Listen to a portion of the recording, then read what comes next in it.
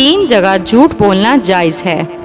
حضرت کلثوم رضی اللہ تعالی عنہا بیان کرتی ہیں کہ میں نے رسول اللہ صلی اللہ علیہ وآلہ وسلم سے سنا کہ وہ انسان جھوٹا نہیں ہے جو لوگوں کے درمیان جھوٹ بول کر صلح کرواتا ہے اور نیکی کی بات پہنچاتا ہے یا اچھی بات کہتا ہے۔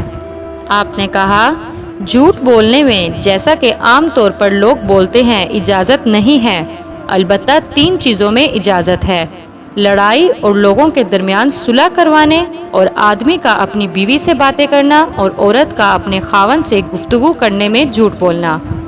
جھوٹ بولنا تو ہر جگہ حرام ہے، مگر کچھ جگہوں پر جھوٹ بولنا جائز ہے۔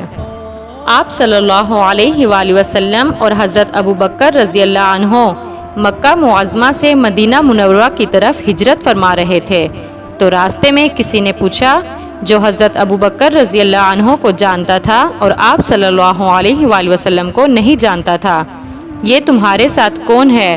تو اس پر حضرت ابوبکر رضی اللہ عنہ نے کہا کہ یہ مجھے راستہ بتانے والا ہے، مراد جنت کا راستہ ہے، اور مخاطب یہ سمجھا کہ مدینہ منورہ کے راستے کو بتانے والا ہے۔ 3 جگہوں پر جھوٹ بولنا جائز ہے: جو لوگوں کے درمیان صلح کراتا ہے، بھلائی کی بات آگے پہنچاتا ہے۔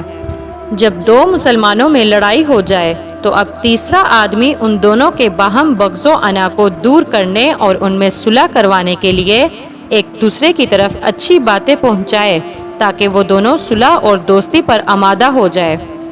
دوسری جگہ جھوٹ بولنا: لڑائی کے موقع پر دشمن کو اصلی صورتحال سے باخبر رکھنے کے لیے غلط بیانی سے کام لیا جائے اور دشمن کو دھوکے میں رکھا جائے تاکہ فتح حاصل کرنا آسان ہو جائے۔